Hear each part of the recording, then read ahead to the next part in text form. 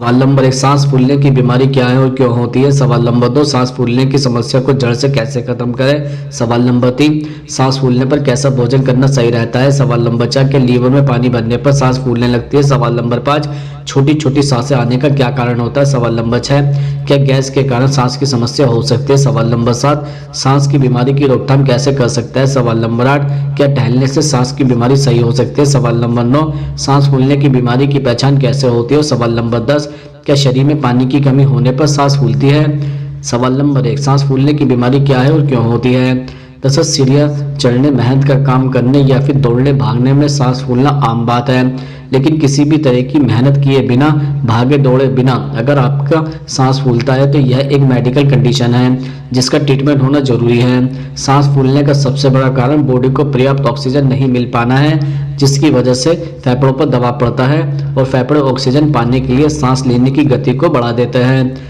सांस की गति के बढ़ने को हम सांस फूलना कहते हैं। यदि समय रहते सांस फूलने पर ध्यान नहीं दिया गया तो इसके परिणाम जानलेवा भी हो सकते हैं। सवाल नंबर 2, क्या पेट में गैस के कारण सांस की समस्या हो सकती है।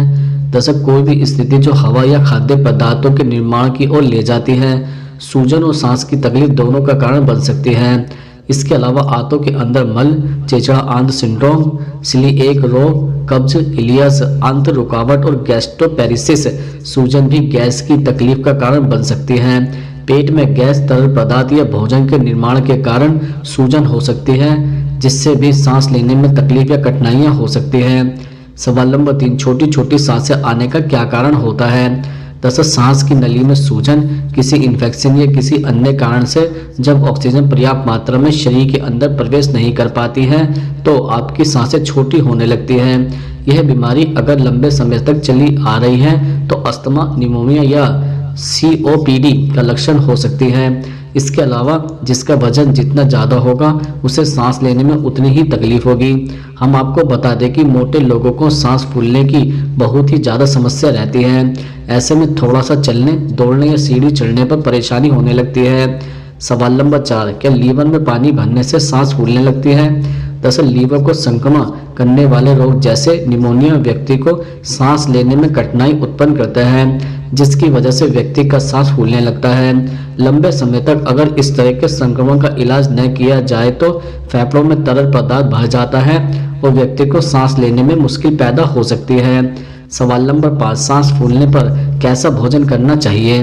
दरअसल सांस फूलने की समस्या को दूर करने के लिए आप अपने आहार में सभी पौष्टिक चीजें शामिल करें। भोजन में दाल, सब्जी, चपाती, चावल और सलाद खाएं। तला भरा भोजन नहीं करें और भरपूर डाइट लें। सांस फूलने की समस्या को दूर करने के लिए आपको अंकुरित अनाज का सेवन करना होगा।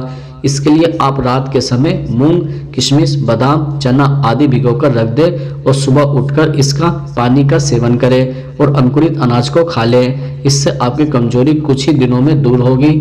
सांस फूलने की समस्या को दूर करने के लिए जरूरी है कि आप तले गले खाद्य पदार्थ नहीं खाएं, पौष्टिक खाना खाएं और रोजाना कम से कम आधे घंटे एक्सरसाइज करें, जिससे आपका शरीर फिट रहेगा और आपका स्टेमिना भी बढ़ेगा। इससे सांस फूलने जैसी समस्या का सामना नहीं करना पड़ेगा। सवाल नंबर 6, क्या टहलने से सांस की बीमारी सही हो सकती है। दरअसल जो लोग किसी भी प्रकार की शारीरिक गतिविधि नहीं करते उन्हें कभी कभार काम करना भारी पड़ सकता है, उनकी सांस फूलने लगती है, इसलिए रोजाना टहलने जाना चाहिए। इससे आपकी वॉकिंग होने के कारण आपको सांस फूलने की समस्या नहीं होगी। इसी के साथ रोजाना आप एक्सरसाइज भी कर सकते हैं, जिससे आपको सांस फूलने की समस्या नहीं होगी।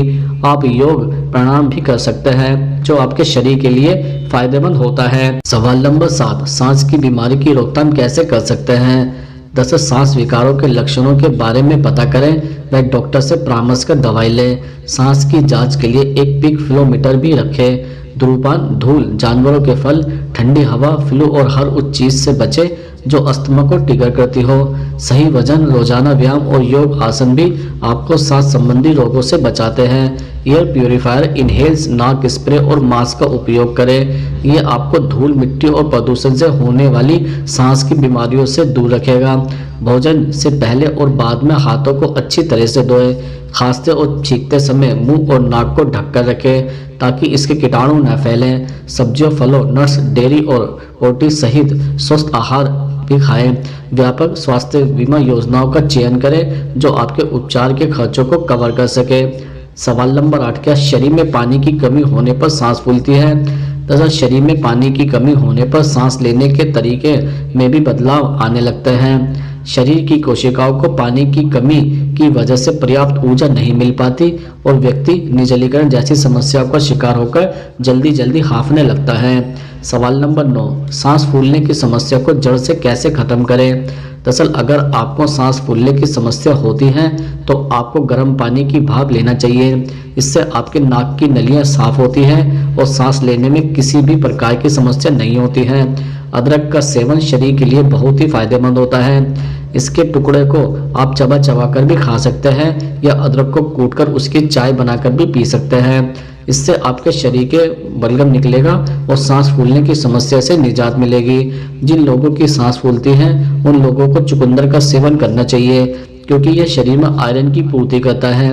इसी के साथ इसमें फाइबर, कैल्शियम, पोटेशियम, विटामिन आदि भी होते हैं, इसलिए यह सेहत के लिए फायदेमंद होता है। जिन लोगों की सांस फूलती है वह सौंफ का सेवन करेंगे तो भी फायदेमंद होता है। सौंफ में ऐसे गुण पाए जाते हैं जो बलगम को निकालते हैं और सांस फूलने की समस्या से राहत मिलती है। सवाल नंबर 10, सांस फूलने की बीमारी की पहचान कैसे होती है?